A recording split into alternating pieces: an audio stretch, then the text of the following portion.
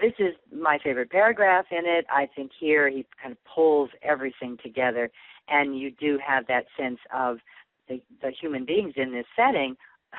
The only thing they do is grunt. And then you also have the visuals here of the sides of beasts suspended from an overhead trolley. And so they're kind of overwhelmed by these carcasses. On the kill floor, what I see no longer unfolds in a logical manner. It's one strange image after another. And here we really do get the surrealism. A worker with a power saw slices cattle into halves as though they were 2x4s, and then the halves swing by me into the cooler. It feels like a slaughterhouse now. Dozens of cattle, stripped of their skins, dangle on chains from their hind legs. I did warn you about this one. This is the horror movie. My host stops and asks how I feel, if I want to go any further. This is where some people get sick. I feel fine, determined to see the whole process, the world that's been deliberately hidden.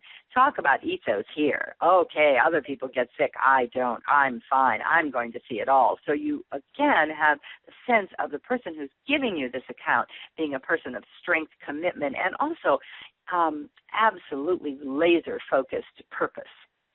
The kill floor is hot and humid. It stinks of manure.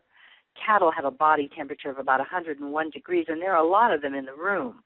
Carcasses swing so fast along the rail that you have to keep an eye on them constantly, dodge them, watch your step, or one will slam you and throw you onto the bloody concrete floor. It happens to workers all the time.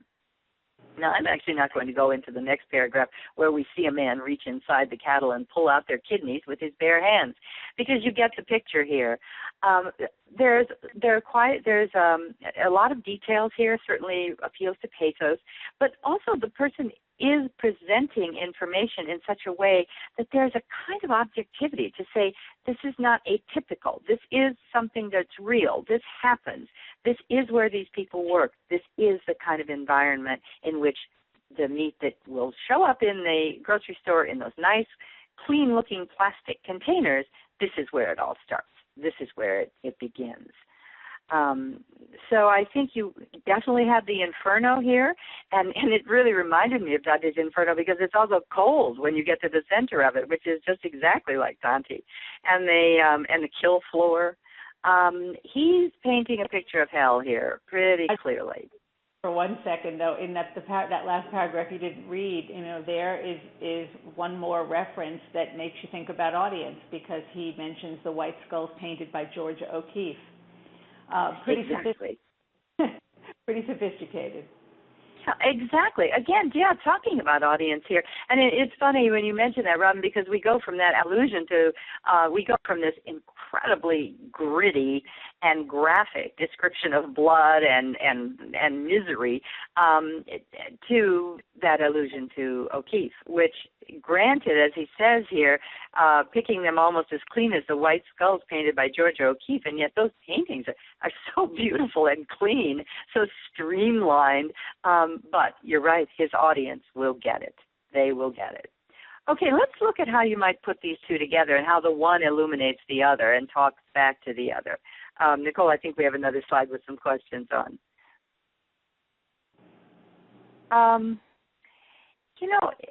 I would really start with three.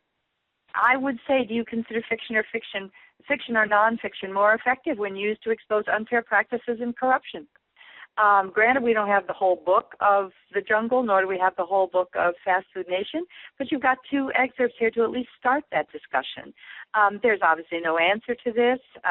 Well, maybe there is for those of us who prefer fiction. But this question, I think, would get kids to start thinking about the fact that these two authors at different time periods, writing one fiction, one a novel, the other a nonfiction expose, are using so many of the same strategies. Although the narrative point of view is quite different in the two of them. Robin, do you have comments on these two? Well, I think one of the things I noticed in the Sinclair piece is he uses the second person sometimes. You see this, you are there. His authorial viewpoint is kind of conversational. You were talking about the comparison contrast there, right? Or did I just lose you? Right, exactly. Yeah. Oh, you'll have to edit that. I had a little brain blip. But that's what you were talking about, right? Yeah, I think so. And again, one thing I think about with that question is, I was really struck as I was rereading this again rereading the Schlosser again, by how strong there's a plot. I mean, this is a journey. This is the journey to hell, and he's taking the hero's journey here. He's going to come back.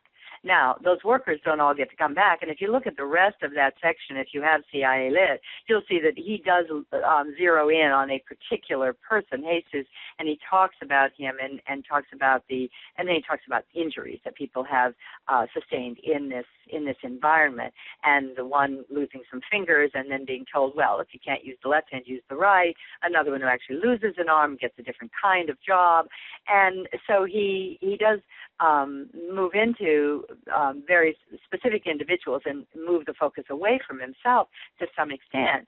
But they both draw us in. There's a story here, and you have Schlosser as kind of the main character, the way you have the central character in the jungle.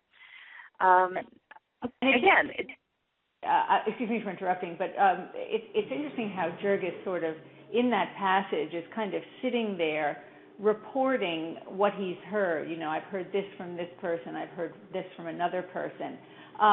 Whereas in the Schlosser, our narrator is right in there, which is he has a certain swagger to himself. I'm strong. I'm not going to get sick.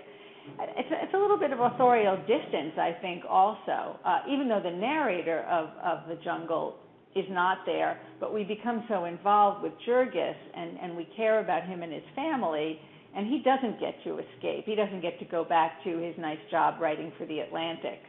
So that's another interesting difference, I think. Yeah, no, I think that's great. And I also think you're right. There's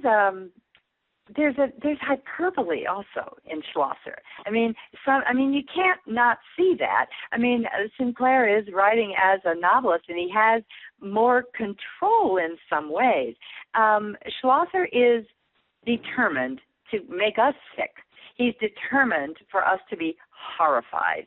And you're right. In the jungle, we need to care about Jurgis and his family. Is that longer lasting in terms of protest, in terms of calling attention to an unfair practice or an immoral situation, or however you want to look at it? I think it's a fair question to ask kids to entertain.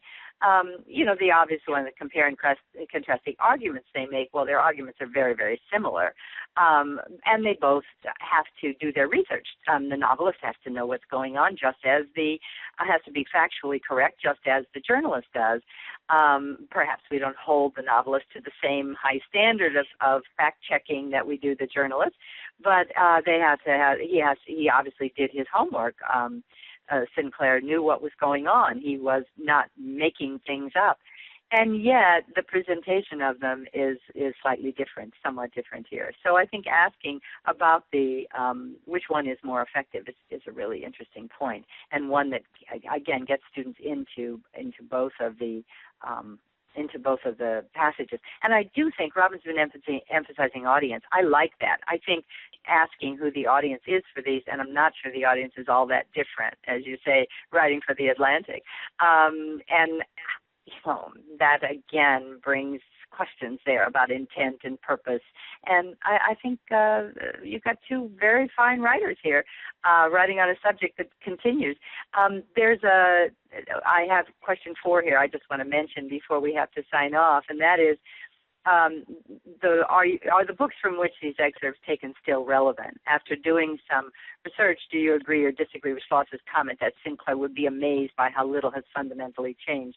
And in CIA Lit on page 969, on the 10th anniversary of the publication of Fast Food Nation, Schlosser published an article in the Daily Beast lamenting that the book is still relevant. And as he talked about its relevance 10 years later, he also brought up Sinclair. So there's a nice description, a nice passage there from Schlosser, which draws the lines between the two a little more boldly and a little more clearly, so that it becomes even more of a talkback there.